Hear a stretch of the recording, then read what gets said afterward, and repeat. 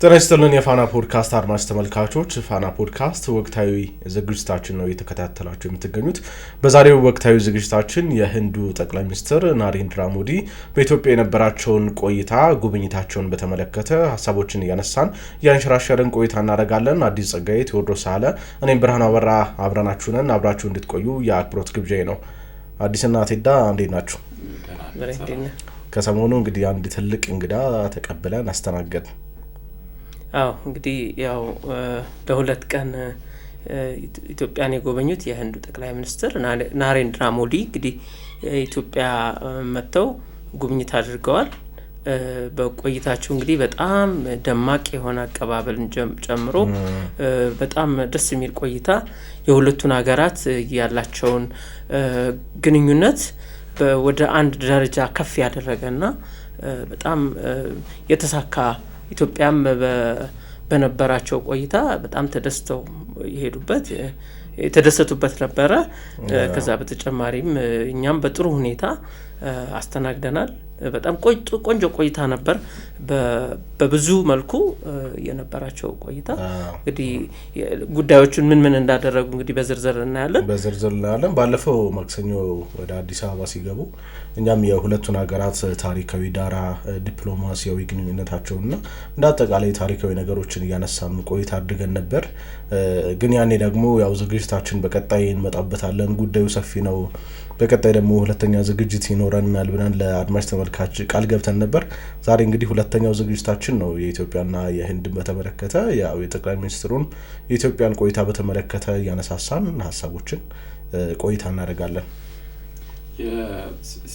ያው ከመምጣታቸው ተከትሎ የሰራ ነው ፕሮግራም ነበረ። ቆይታቸው ምን ይመስላል የሚለውን የሁለት ቀናትን ቆይታ በጥቂቱ እናያለንና ብዙ ሰጥተናል። ኢትዮጵያ ያው እንግዳ በመቀበል በጣም የምትታወቅ ሀገር ነችና እሱን ያሳየችበትና በጣም ከፍተኛ የሆነ አቀባበል የተደረገበት ነው።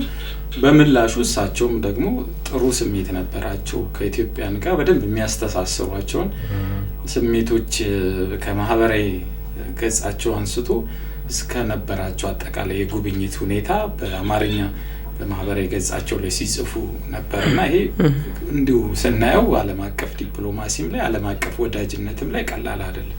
በምንጎበኘው ሀገር ቋንቋ ለምንጎበኘው ሀገር ህዝብ መልእክት ማስተላለፍ ቀላል የሚባል ነገር አይደለም። እንዲሁ ስናየው በደፈናው ትንሽ ይመስላል፣ ግን ትርጉሙ ሰፊ ነው ብዬ አስባለሁ። እኔ በአማርኛ መጻፋቸው ለኢትዮጵያኖች በሚገባቸው ለብዙ ኢትዮጵያዊ ማለት ይችላልው በሚገባው ቋንቋ ማህበራዊ መገናኛ ብዙሃኑ ላይ ያን መልእክት ማስተላለፋቸው የሰጡትን ክብር ያሳዩ፣ ለቋንቋችን የሰጡትን ክብር ነው የሚያሳየውና ከሱ አንስቶ እስከ አጠቃላይ ቆይታቸው ላይ የነበራቸው የፊት ገጽታ የሚነግረን፣ በሄዱባቸው ቦታዎች ሁሉ የነበራቸው እንቅስቃሴ የሚነግረን ቆይታቸው እንግዲህ በጣም ተሳካና በጠበቁት ልክ የሆነ ከዛ ከጠበቁትን በላይ የሆነ አስደሳች ጊዜ የነበረ እንደሆነ ያሳያልና ይሄ ቆይታቸው ደግሞ የሚፈጥረው መልካም ግንኙነት ለቀጣይ አመታት የሀገራቱ እስካሁን የሄዱበት ርቀት አለ። ከዚህ በኋላም ደግሞ ብዙ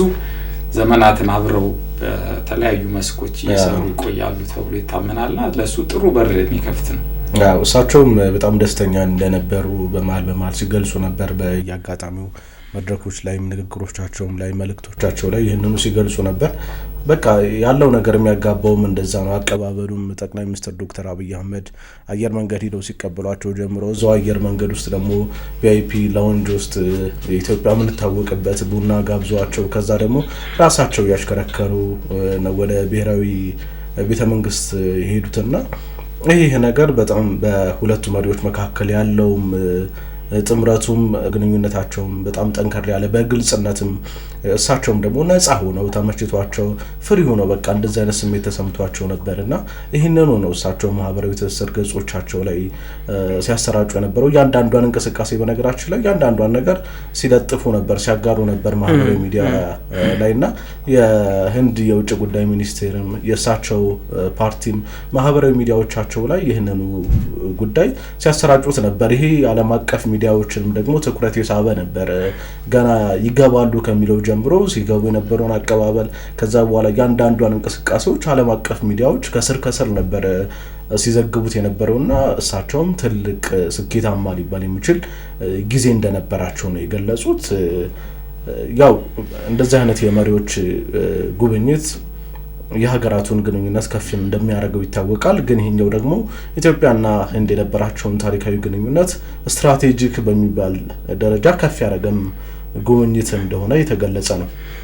እንግዲህ የዓለም ቁጥር 1 በህዝብ ብዛቷ ቁጥር 1 የምትባለች ህንድ 1.45 ቢሊዮን ህዝብ አላት። እንግዲህ ቻይናን በልጣታለች።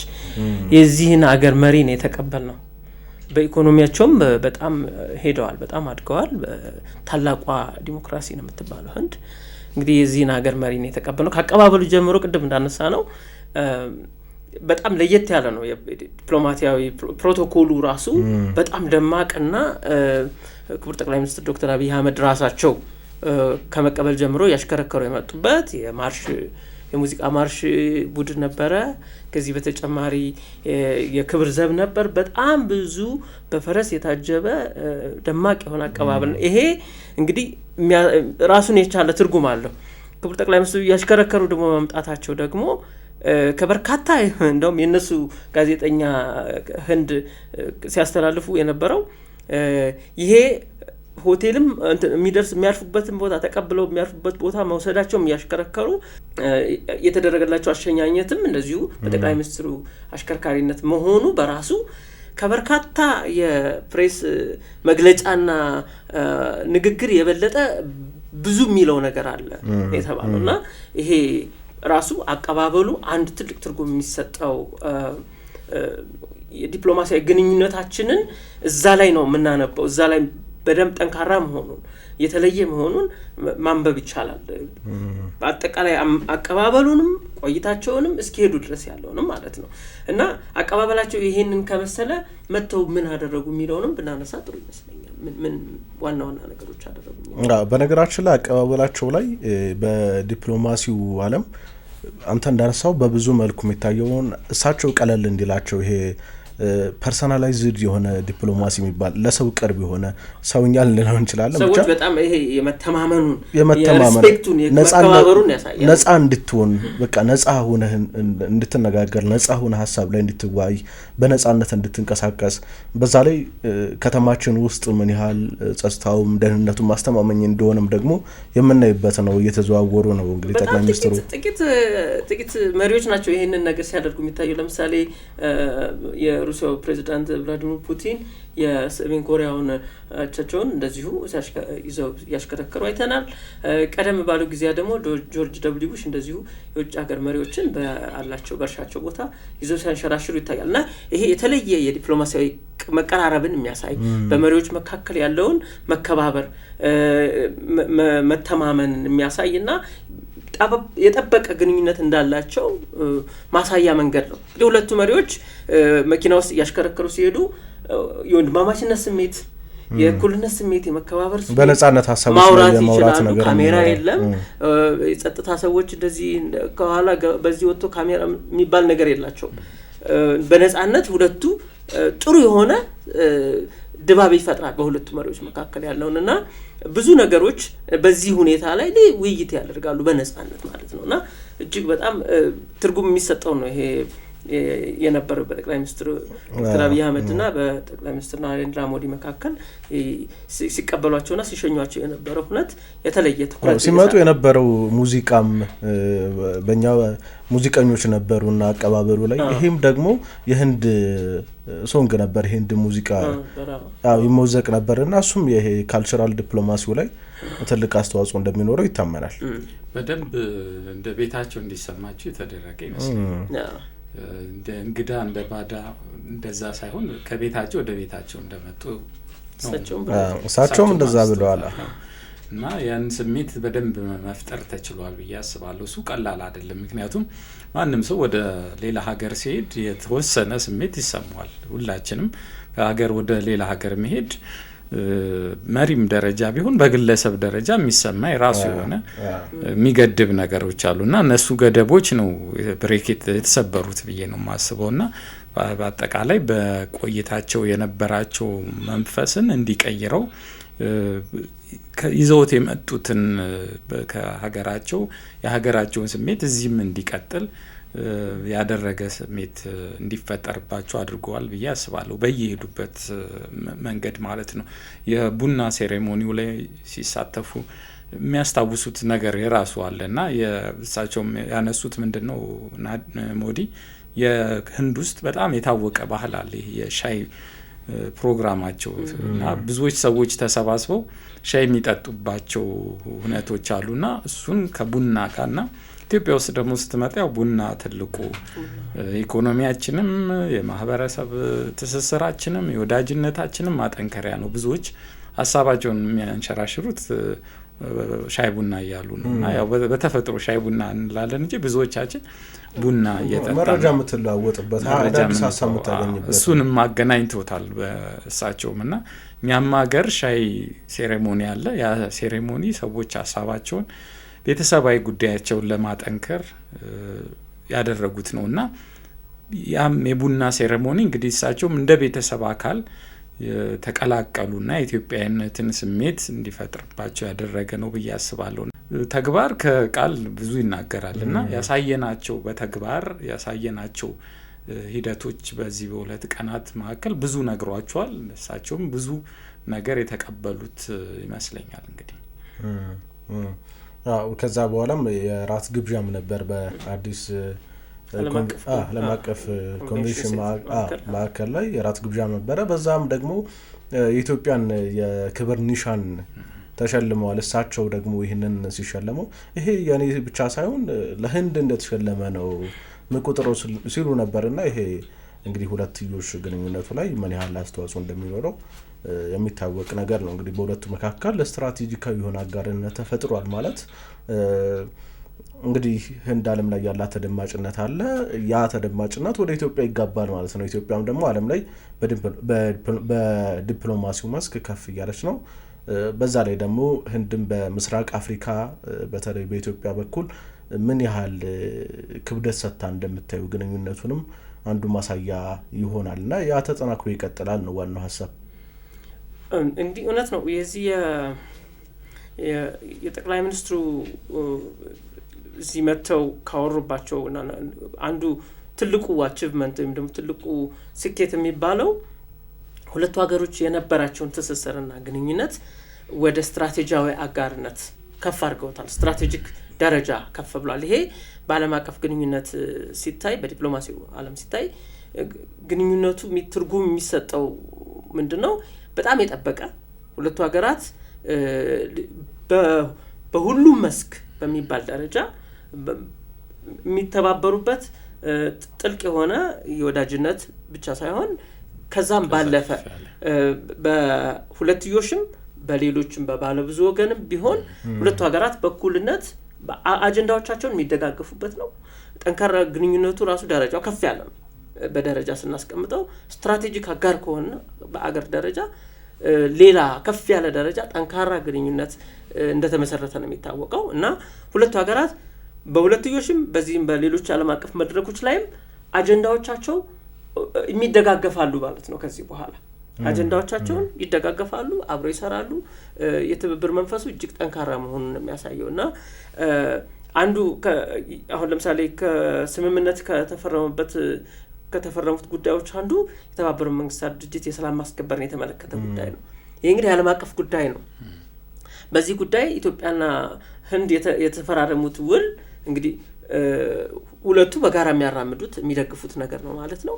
በብሪክስም ስንመጣ በሌሎች የባለብዙ ወገን ውይይቶችም ስምምነቶች ላይም አጀንዳዎቻቸውን ሁለቱም ይደጋገፋሉ፣ አብረው ይሰራሉ ማለት ነው እና ስትራቴጂያዊ አጋርነት ወይም ስትራቴጂክ ደረጃ ከፍ አለ ማለት ከፍተኛ ትርጉም የሚሰጠው ነው ማለት ነው የሁለቱ ሀገራት መካከል። እንዲሁ ስምምነቱን ካነሳው አይቀር የተፈረሙ ስምምነቶች አሉ፣ ወደ 3 የሚደርሱ ስምምነቶች። ከነዚህ መካከል አንዱ በውጭ ጉዳይ ሚኒስቴር ውስጥ የዳታ ማዕከል እንግዲህ በዚህ ጉዳይ ህንድ የተሻለ ልምድ ያላት ሀገር ነች።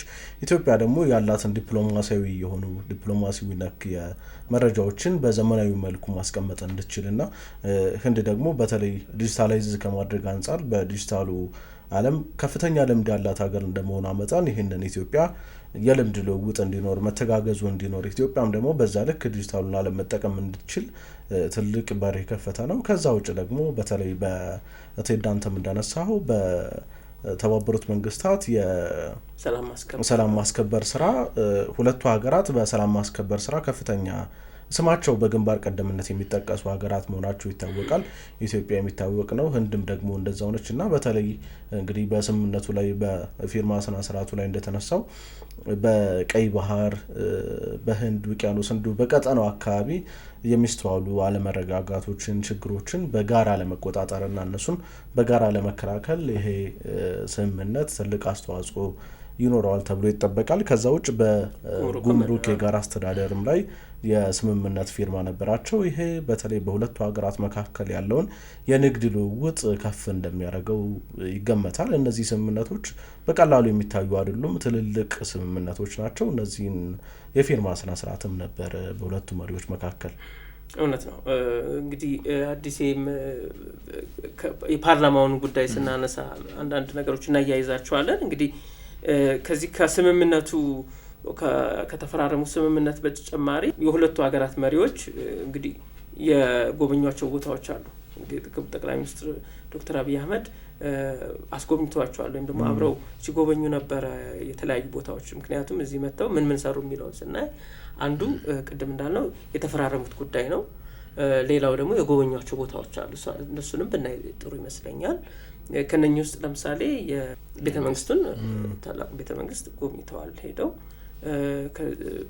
የአድዋ ድል መታሰቢያ እንግዲህ የአፍሪካ የነጻነት ምልክት የሚባለው አድዋን በንግግሮቻቸውም በተደጋጋሚ አንስተውታል። ኢትዮጵያ የአፍሪካ ነጻነት ምሳሌ ናት። እንግዲህ አድዋ ደግሞ ዋናው ሁነት ነው እንግዲህ በተግባር የታየበት እና ያንን ደግሞ ሄደው የአበባ ጉንጉን አስቀምጠው ጎብኝተዋል። ሌላ እንደዚሁ የአዲስ የወዳጅነት አደባባይንም የወዳጅነት ፓርክና አደባባይንም ጎብኝተዋል። ይሄን ከራት ግብዣ የተካሄደበት የአዲስ ዓለም አቀፍ ኮንቬንሽን ማዕከል እንግዲህ የሰራናቸው አሁን ጠቅላይ ሚኒስትር አብይ አህመድ ወደ ስልጣን ከመጡ በኋላ ከሰሯቸው ትልልቅ በአዲስ አበባ ከተማ ውስጥ ፕሮጀክቶች ውስጥ እነኚህ ተጠቃሽ ናቸውና እነኚህን ቦታዎችም ያው የአዲስ አበባ ገጽታዎች ናቸው፣ ውበቶች ናቸው። እንግዲህ ጎብኝተዋል ማለት ነው። በዚህ አጋጣሚ አንዱ እሱ ትልቁ የሰሩት ስራ እነኚህን አካባቢዎች መጎብኘት ማየታቸው ነው። የቆይታቸው በአጠቃላይ እንግዲህ በከተማዋ ላይ ብዙ እንቅስቃሴ ስለነበራቸው ብዙን አይተውታል የሚል ግምት አለኝና በአጭር ይመስላል 2 ቀን ግን ብዙ ቦታዎች ላይ ደርሰዋል። ፓርላማውንም ጨምሮ ማለት ነው። ምክር ቤቱ ሁለቱ ምክር ቤቶች ላይ የተገኙትን ጨምሮና ብዙ አካባቢዎችን የማየት እድሉን አግኝተዋል። ያነሷቸው ሀሳቦች እንግዲህ ኢትዮጵያ አሁን ባለችበት ደረጃ በጣም ጥሩ እየተራመደች ያለች ግን ደግሞ ወደፊት ብዙ ተስፋ ያላት ሀገር እንደሆነች በንግግራቸው ጠቁመዋልና እሱ የዚህ ያዩዋቸው ነገሮች አምሳያ ነው ንግግሩ ብዬ አስባለሁና ካዩዋቸው ነገሮች ተነስተው አሁን እየተራመደች ነው፣ ብዙ መራመድ አለባት፣ በጋራ እንሰራለን ብለው ሀሳባቸውን አንስተዋልና የዚህ አጠቃላይ የጉብኝታቸው ቆይታ እንግዲህ ከመጡበት ቀን አንስቶ ሲመለሱ የነበረው አጠቃላይ ድባቡ እንግዲህ ጥሩ እንደነበረ እረዳለሁ። ምናልባት የምክር ቤቱን ቆይታ ካነሳ ነው እሱ ደግሞ የተለየ ድባብ የነበረው ነው ብዬ አስባለሁ። እንግዲህ አዲስ አንተ እዛው ነበርክ፣ እስኪ እንግዲህ ስሜቱ ምን እንደሚመስል ቦታው ላይ ነበርክ? አዎ የምክር ቤቱ እንግዲህ የተለየ ድባብ የነበረበት ነበር ማለት እችላለሁ። እኔ በግል ብዙዎቻችን እንግዲህ መረጃው ደርሶናል። ጠቅላይ ሚኒስትር ናሬንድራ ሞዲ ምን ተናገሩ ምን አነሱ የሚለው ግን ቦታው ላይ የነበረው ስሜት ደግሞ ከዛም ከፍ ያለ ነው ብዬ አስባለሁ። የሁለቱ ምክር ቤት አባላት እንግዲህ የነበራቸው አቀባበል በጣም ከፍተኛ ነው። ሁሉም ብዙዎቹ ማለት ይቻላል የምክር ቤቱ ሴት አባላት የተለያዩ የኢትዮጵያ ብሔር ብሔረሰቦችና ህዝቦችን አለባበስ ለብሰው ነው የተቀበሏቸው። ብዙ የመንግስት ባለስልጣናት ነበሩ። ከምክር ቤቱ አባላት ውጭም የነበሩ የህንድ ማህበረሰብ ኮሚኒቲዎችም ነበሩ። እንዲሁ ደግሞ ሁለቱ ምክር ቤት አባላት እና ሁለቱ የምክር ቤት አፈ ጉባኤዎች ነበሩና ሞዲ የነበራቸውን አጠቃላይ የአዲስ አበባ ቆይታ በደንብ በቃላት የገለጹበት የምክር ቤት ቆይታ ነው ብዬ አስባለሁ። ትስስሩንም በቋንቋም በባህልም ያለውን ትስስር ያሳዩበት ነው። ንግግራቸው እንግዲህ ሙሉ ንግግር በእንግሊዘኛ ነው። በእርግጥ ግን ንግግሩ መሀል የአማርኛ ቃላት ነበሩ። የሂንዱ ቋንቋ አባባሎች ነበሩና የሂንዱን አባባሎች ወደ ኢትዮጵያ አባባሎችም ሁላ ቀይረው ነግረውናልና ትስስሩ የቋንቋም የንግግርም እንዲሆን አድርገዋል የሚል ግምት አለኝ እኔ በአጠቃላይ በቆይታቸውና ያነሷቸው ነጥቦች ባሻገር የነበራቸው ስሜት የተለየ ነው። ኢትዮጵያንን የገለጹበትን ስሜት ከቃላት አጠቃቀማቸው ጀምሮ በጣም ከበድ ባለ ስሜት ነበር ሲገልጹ የነበረው። ኢትዮጵያ የደፋሮች ሀገር፣ አንበሶች ሀገር እንደሆነች በተደጋጋሚ ጠቅሰዋል። ኢትዮጵያ የሰው ልጆች መነሻ እንደሆነች ዛሬ ዓለም በተለያዩ ምክንያቶች የራሱን ጥግ ይዟል እንጂ ዓለም ከአንድ አካባቢ እንደመጣ ማሳያውም የኢትዮጵያ ነች የሚል አንስተዋል። የዓለም የነጻነት እንግዲህ ጮራዋም ኢትዮጵያ ነች የሚል አንስተዋል። የኢትዮጵያ ቆይታቸውን ብቻ ሳይሆን የታሪክ ትስስራቸውን እንግዲህ ከ2000 ዓመት በላይ እንደሆነ የታሪክ ትስስራቸው የሁለቱ ሀገራት በተለይ የህንድና ኢትዮጵያ ቀደምት የስልጣኔ መሬቶች እንደነበሩም ኢትዮጵያም የስልጣኔ መነሻ እንደነበረች አንስተዋል። በተለይ ግን ከዚህ በኋላ የምንሰራባቸውን ሀሳቦች በደንብ አስቀምጠዋል ማለት ይቻላል። ኢትዮጵያም በተለይ ቀደም ሲል ቴዲም ብሬም አንስታችሁታልና በዲጂታሉ እየሰራች ያለችበት መንገድ እንግዲህ የዲጂታል ኢትዮጵያ 2025 ትልቅ መርሃ ግብር ነው። ብዙ እንቅስቃሴዎችን ወደ ዲጂታል ለመውሰድ የሚደረግ ነው። እሱን ቃል በቃል ሲገልጹት ሞዲ ምንድነው ያሉት? ህንድ ጥሩ ተሞክሮ አላት በዚህ በዲጂታል በተለይ በዲጂታል ክፍያው ላይ ዛሬ ህንድ ውስጥ ከገበሬው ከአርሶ አደሩ አንስቶ እስከ ሁሉም ሃውስሆልድ ድረስ የሚከፍሉት እያንዳንዱ ክፍያ በዚህ በዲጂታሉ ነውና ጥሩ ልምድ አለን፣ እሱን ልምድ እናጋራለን ብለዋልና ኢትዮጵያ እየሄደችበት ባለው የዚህ ዲጂታሉ ዓለም ላይ ጥሩ ተሞክሮ ከህንድ እናገኛለን ብዬ አስባለሁ። ብዙ ትስስሮችንም አንስተዋል። እንግዲህ የታሪካዊ ቅርሶቻችንንም እያነጻጸሩ አንስተዋል። ቀደም ሲል በነበሩ ስልጣኔዎች የተገነቡ የታሪካዊ ቅርሶቻችንም ዛሬ ብዙ ጎብኚዎች ዓለም ላይ የሚያያቸው የህንድ ውስጥ የታነጹ ነው፣ ኢትዮጵያ ውስጥ የታነጹ እነዚህን ተመሳስሎ አንስተዋል ማለት ይቻላል። የአጠቃላይ ድባቡን ግን በንግግሮቻቸው ላይ በእያንዳንዱ ንግግሮቻቸው ላይ የምክር ቤቱ አባላት ከፍ ያለ ድጋፍ ይሰጧቸው ነበር። እሳቸውም ስሜታዊ ሆነው ነበር ሲናገሩ የነበረው። እሱ በደንብ የስሜት ትስስሩን ያሳየ ነው ብዬ አስባለሁና ከዛ ባሻገር ደግሞ የሄዱበት የንጽጽር ሀሳብ ያነሷቸው የህዝብ ለህዝብ ግንኙነት ማሳያዎች ባለፈውም አንስተናቸዋል ታስታውሳላችሁና የኢትዮጵያና የህንድ የንግድ ግንኙነት ኦልሞስት 2000 ዓመት አካባቢ ነው። ከዛ የዲፕሎማሲው ግንኙነት ግን በተለይ ተጠናክሮ የመጣው ህንድ ነጻ ከሆነች በኋላ እንግዲህ በአውሮፓውያኑ 1950ዎቹ አካባቢ ነው። ግን ግንኙነቱ ከዛ በፊትም ጀምሯል ሲሉ ነው የተናገሩትና በምንድነው የጀመረው? በህዝብ ለህዝብ ነው። የህዝብ ለህዝብ ግንኙነቱ ከዲፕሎማሲ ግንኙነቱም ቀድሟል ብለዋል። ብዙ ህንዳውያን መምህራን ኢትዮጵያ ውስጥ መምጣት የጀመሩት የዲፕሎማሲ የሀገራቱ ግንኙነት ሳይጀመር ህንድም ነጻ ሳትሆን ወደ ኢትዮጵያ መጥተው የኢትዮጵያን የነጻነት ተሞክሮ ለመቅሰም ከፊሎቹ ደግሞ ኢትዮጵያውያን ወጣቶችን ለማስተማር ነውና ህንዳውያንን ከቤታችን እስከ ትምህርት ቤታችን እናገኛቸዋለን ያሉትና ሁሉም ጉዳይ ላይ የህንዳውያን ተሳትፎ ኢትዮጵያ ውስጥ ሰፊ ነው። ኢትዮጵያውያን በርካታ ሰዎችም ህንድ ሀገር ተምረዋልና በአጋጣሚ አፈ ጉባኤ ታገሰ ጫፎም እዛ ነው ህንድ ነው ትምህርታቸውን የተከታተሉትና እሱንም አንስተዋልና ኢትዮጵያ ውስጥ እንግዲህ ከሁሉም የህብረተሰብ ክፍል አንስቶ እንግዲህ ከፍተኛ ኃላፊነት እስካሉ የአመራሮች ድረስ በህንድ ሀገር ትምህርታቸውን ተከታትለው ተመልሰው መጥተው ደግሞ ሀገራቸውን በተሻለ መንገድ ለማገልገል ጥረት እያደረጉ ነውና እሱ ትስስር ከዲፕሎማሲው ትስስር ይቀድማል ብለዋልና አሁን ደግሞ የትምህርቱ እጥፍ ለማድረግ የስኮላርሺፑን እድል እጥፍ ለማድረግም እንደዛ ተስማምተዋል። እሳቸውም እንደዛ ሲገልጹ ነበር። ልክ ነው። ቀጣይም እንግዲህ በሰፊው ሁሉም ነገሮች ላይ የሄድንባቸው ያሉ ርቀቶችን ከዚህ በሰፋ መልኩ መሄድ እንዳለብን ነው የተናገሩት። እንግዲህ የንግዱም አለ ኢንቨስትመንቱም አለ። ከኢንቨስትመንት ህንዳውያን ኩባንያዎች የሚሰሩት ስራ አለ። እነሱን በሙሉ ለማሳደግ ነው እንግዲህ ከዚህ በኋላ ጥረታችን ብለዋል። እንደውም በኢንቨስትመንቱ ገና ህንድ አልሰራችም፣ ብዙ ከኢትዮጵያ ጋር መስራት ትፈልጋለች፣ ኢትዮጵያ ብዙ ሀብት ያላት ሀገር ነች የሚል ተስፋም ሰጥተዋልና ብዙ ጠንካራ ሀሳቦች የተነሱበት ኢትዮጵያና ኢትዮጵያን የተሞካሹበት የነበራቸውን ቆይታ በጥሩ ቃላትና በጥሩ የፍቅር ቃል የገለጹበት መጨረሻም በፍቅር ምክር ቤቱን የተሰናበቱበት ነውና አጠቃላይ ስናየው በተለይ ግብርናውም ላይ የህንድ ተሞክሮ ቀላል የሚባል አይደለም። እንደኛ በርካታ አመታትን ነው በግብርናው ላይ የቆዩት እንግዲህ ከበሬና ገበሬ ጀምሮ ማለት ነው። በዛ ሂደት አልፈው ዛሬ እንግዲህ የተሻለ ደረጃ አልፈዋል። ኢትዮጵያ የሩዝ ምርት ላይ ብዙ እየሰራች ነውና ብዙ ለዓለም የሩዝ ምርቶችን የምታቀርበው ደግሞ ህንድ ነችና እሱንም ተሞክሮ ማጋራት ይቻላል ብለዋል።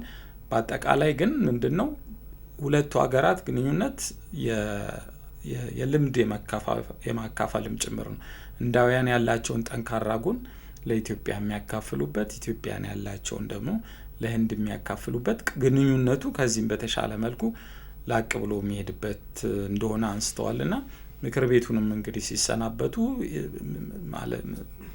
በቦታው ሆነን እንዳየነው እንግዲህ ግማሽ ያህሉን የምክር ቤት አባል ሰላም ብለው ነው እየሄዱ ባለበት ጨብጠው ነው የተሰናበቱትና እሱም እንደው ቀላል ነገር ይመስላል፣ ግን ያለውን ግንኙነት ምን ያህል ማሰር እንደፈለጉ ከመንግስት ለመንግስት ግንኙነት ወደ ህዝብ ለህዝብ ምክንያቱም እኔማም ምንረዳው ያው የህዝብ ተወካዮች ምክር ቤት የህዝብ ወኪሎች ናቸውና ህዝቡን በሙሉ ዞሮ ሰላም እንዳሉ ነው መቆጥረው እኔ በበኩሌና ከምክር ቤቱ ማጠናቀቅ በኋላ የምክር ቤቱ አባላትን ሳናግር እሱ ነው ስሜቱ በደንብ ተጋብቶባቸዋል ማለት ይቻላልና በየቦታቸው ላይ ሄደው እጃቸውን እየጨበጡ ጥቂት አንዳንዶቹንም እያናገሩ ነው ረዘም ላለ ደቂቃ የቆዩትና እሱም እንግዲህ የሀገራቱን ዲፕሎማሲ የቋጩበት የቆይታቸውን ማለት ይቻላል የቋጩበት መንገድ በደንብ የተሳሰረ ማህበረሰብን ለመፍጠር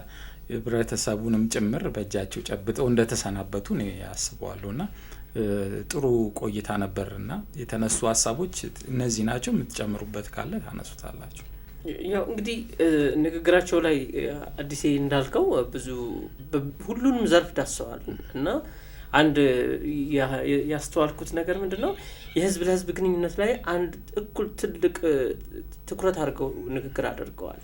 እንግዲህ ያላቸው መስተጋብር ካየኸው የምክር ቤት አባላትን ከመጨበጥ ጀምሮ ስሜታቸውን በደንብ ሲገልጹ በነበረው ሁኔታ በትምህርትም የህንዳውያን ተሳትፎም ያነሱትን ስታይ በጣም የተለየ ትኩረት ሰጥተውበታል። ከዚህ በተጨማሪ እንግዲህ እንደው በዚሁ አያይዤ ሚዲያዎቹንና የሳቸውንም እንትን ማንሳት ፈልጌ ነው በማህበራዊ ሚዲያ በኩል እንዴት ሲሰራጭ እንደነበር። አሁን ህዝብ ለህዝቡን የሚያቀራርበው አንዱ ይሄ የሚዲያ አጠቃቀምን በሚዲያ በኩል የሚቀርቡ ነገሮች ጉዳዮችን ወደ ህዝብ በቀጥታ ያወርዱታል። ምክንያቱም ማህበራዊ ሚዲያ ቀጥታ ገብተህ ከጠቅላይ ሚኒስትሩ ጋር መልእክት የምታወራበት ወይም ደግሞ የምትልክበት አስተያየትን የምትገልጽበት ስሜትን የምትገልጽበት ሁኔታ ተፈጥሯል እና እዛ ላይ እሳቸው እንግዲህ ያን ሁሉ ሲያደርጉ ማን ነው እያየ የነበረው የሚለው ማየት ጥሩ ይመስለኛል። አሁን ለምሳሌ በሶሻል ሚዲያ በጣም እሳቸው ናሬንድራ ሞዲ በጣም ሶሻል ሚዲያ ተጠቃሚ ናቸው።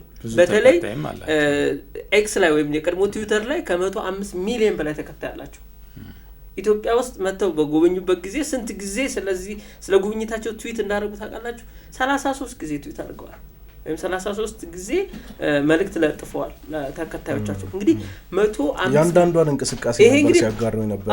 ያንዳንዷን እንቅስቃሴ እንግዲህ ይሄ በአንድ ፕላትፎርም በኤክስ ፕላትፎርም ነው። ከዛ ደግሞ በፌስቡክ ገጻቸው ወደ 53 ሚሊዮን ተከታይ አላቸው። በዛ በኩልም እንደዚሁ በቀጥታ ሁነቱንም ከስትሪም ሲያደርጉ ነበር ወይም ደግሞ ሲያሰራጩት ነበር። ለምሳሌ የነሱ የውጭ ጉዳይ ሚኒስቴር እንደዚሁ ወደ ስንት ሚሊዮን ነው ተከታይ ያለው፣ እነሱም በዛ በኩል ሲሰራጭ ነበረ። የህንድ የጠቅላይ ሚኒስትሩ ቢሮም እንደዚሁ በራሳቸው ገጽ ሲያስተላልፉት ነበረ መልእክቱን። እንግዲህ 1.45 ቢሊዮን ህዝብ ያላት ህንድ እዚህ ሲካሄድ የነበረው ጠቅላይ ሚኒስትራቸው እዚህ ሲጎበኙ የነበረውን አቀባበል ደማቅ አቀባበል በቅርበት ሆነው በሶሻል ሚዲያ በኩል ሲከታተሉ ነበር። በቀጥታ ሲከታተሉት ነበር። ያ ሁላ ህዝብ ኮሜንቶቻቸውን አስተያየቶቻቸውን እያየን ነበርና አስተያየቶቻቸው ላይ በቃ ደስ የሚል ደስታቸውን ነው እየገለጹ የነበሩት። ድጋፋቸውን ከሁለቱ ሀገራት መካከል ያለውን ግንኙነት በተደጋጋሚ አስተያየት ሲሰጡበት ነበርና በጣም ብዙ የሚዲያ ስራ በዚህ በማህበራዊ ሚዲያ ገጾቻቸውና በተቋሞቻቸው በኩል ሲሰራጩ ነበር።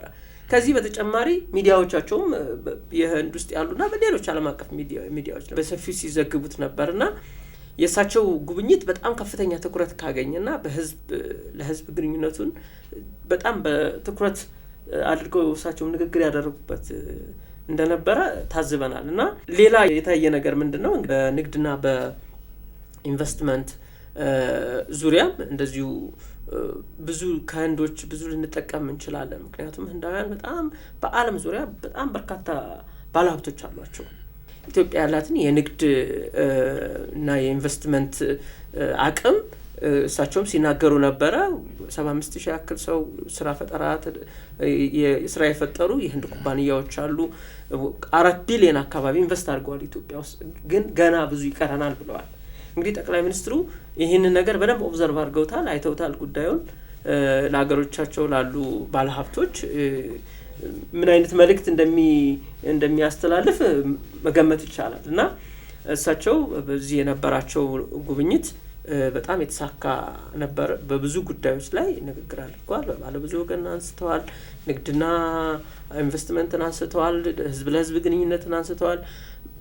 የዲጂታልን አሁን የዘመኑን ጉዳይ አንስተዋልና በብዙ ጉዳይ ላይ ንግግር አድርገዋል።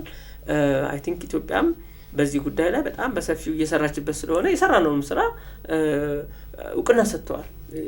የሰራን ያለነው ስራ ኢትዮጵያ በጣም በፍጥነት እየተለወጠች መሆኗን ሁላ በንግግራቸው ማሳታቸውን ታዝበናል። አንዱ ማሳያ ብለው የተናገሩት የዚህ አረንጓዴ አሻራ ላይ ኢትዮጵያ እየሰራች ያለችውን ስራ ነውና ዓለም በሙሉ የአየር ንብረት ለውጥ የሆነ ቦታ ላይ እንዲያበቃ ይፈልጋል፣ ግን ተግባራዊነት ላይ ሁላችንም እጅ አጥሮን ቆይተናል ብለዋልና ቅድም አንዱ ለአንዱ ምሳሌ ይሆናል ተምሳሌት ይሆናል ያልኳቸው ይሄንንም ጭምር ነውና እኛም ዓለምም የሚማርበት ሂደት እንደሆነ ነው ያሳዩን ኢትዮጵያውያን በትብብር ብለው የአረንጓዴ አሻራንም በበጎነት አንስተዋል። ከዛ ውጪ ግን የብሪክስም ላይ ኢትዮጵያ ሙሉ አባል ነች ብለው ተናግረዋል። ይሄ ለእኔም ይነግረኝ ነገር አለ። አይ ቲንክ በቅርብ ጊዜ ነው ብሪክስን ኢትዮጵያ የተቀላቀለችው፣ ግን ሙሉ አባል ነች ማለት ተቀብለናታል፣ ሙሉ ሪኮግናይዝ አድርገናል የሚል ስሜት ያለው ነውና ማረጋገጫም ነው። በአባል ሀገራቱ መካከል አጭር ጊዜ የቆየች በቅርቡ የተቀላቀለች ሀገር ብትሆንም ግን የመስራች ያህል ተቀብለናታል የሚል ስሜት ያለው ነው። በዚህ በሳውዝ ትብብርም ደግሞ ያለን ጠንካራ እና ተመሳሳይ ቅድም ስትራቴጂካዊ አጋርነት ስናነሳ በዚህ በሳውዝ ትብብር ላይ ያለው የሁለቱ ሀገራት ስሜትም በጣም ተመሳሳይ ነው። የዚህ የአፍሪካን ድምጽ የማሰማት የደቡብን አጠቃላይ ድምጽ የማሰማት ሁለቱም ባገኙበት አጋጣሚ እነዚህን ይጠቀማሉና ኢትዮጵያም የአፍሪካ ህብረት መቀመጫ እንደመሆኗ የአፍሪካ አንድነት መስራች እንደመሆኗ አፍሪካን በብዙ መልኩ ወክላ የተለያዩ ዓለም አቀፍ ጉዳዮች ላይ እንደመሳተፏ ይህንን ስታደርግ ቆይታለች። ህንድም በዚህ ላይ ያላት አቋም የኢትዮጵያ ጋር በጣም ተመሳሳይና አብሮ የሚሄድ ነው። በብሪክስ ላይ ያላቸው አቋም ብቻ ሳይሆን በሳውዝ ትብብርም ላይ ያላቸው ተመሳሳይ አቋም እንግዲህ ጉዳዩን ወደ ስትራቴጂ ወስዶታል ማለት ነው። ነገሩ ሲጀመር ያው ወዳጅነት ነበር፣ ከዛ ዲፕሎማሲ ሆነ አሁን ስትራቴጂክ አጋርነት ሆኗልና ሂደቱን ጠብቆ በሚጠበቀው ደረጃ ከፍ እያለ መጥቷል ማለት ይቻላልና አጋርነታችንን በዚህ በብሪክስ እና በዓለም አቀፍ ተቋማት ላይ በጋራ በምናደርጋቸው ጉዳዮች ላይም ይታያል የሚል ግምት አለኝ። በተለይ ቡድን 20 አባል ሀገራት ላይ እንድም አባል ነች። እንግዲህ የአፍሪካም ሀገራት ይወከላሉና ቡድን 20 አባል ሀገራት ደግሞ ሁለቱንም ምስራቁንም ምዕራቡንም ጎራ የያዘ እንደመሆኑ እዛ ላይ የሚሰሙ ሀሳቦች በረጅም ዓመታት የምዕራቡ ስሜቶች የሚንጸባረቁበት ነበር። እንግዲህ ከዚህ በኋላ የኢትዮጵያም የህንድም ስሜት እንደዚህ አይነት ከሆነ ህንድም በዛ ያንን መንገድ ተጠቅማ እንግዲህ ሌሎች መሰማት ያለባቸው የሌሎች የዓለም ሀገራት ድምጽ ይሰማል በነዛ መድረኮች የሚል ግምት አለኝና በተለይ በደንብ አጽንኦት ሰጥተው ይህንን የብሪክስ እና የኢትዮጵያን ግንኙነት ስላነሱት እሱንም ማንሳት አለብኝ ከሚል እንግዲህ በተለይ የሁለቱ ሀገራት ትብብር ጠንክሮ እንዲታይ ወይ ጠንክሮ እንዲቀጥል ትልቅ አስተዋጽኦ ያለው ጉብኝት ነው። ትልቅ አስተዋጽኦ ያለው የመሪዎች ጉብኝት ነው፣ የመሪዎች ውይይት ነውና ይህን በተመለከተ ያጠራ አድርገን ለመዳሰስ ሞክረናል። በርካታ ጉዳዮች ናቸው። ቆይታቸው ብዙ ነገር ነው። የኢትዮጵያ መልክ ለዓለም እንዲታይ ትልቅ አስተዋጽኦ የነበረው ቆይታ ነው። እኛ እንግዲህ በዚህ መልኩ ዛሬ ዳሰነዋል። በጣም ቆንጆ ቆይታ እንደነበረን ተስፋ አደርጋለሁ። አድማጭ ተመልካቾቻችን ስትከታተሉ የነበራችሁት ፋና ፖድካስት ወቅታዊ ዝግጅታችን ነበር። አብራችሁን ስለነበራችሁ እጅግ በጣም እናመሰግናለን። ጤና ይስጥልን።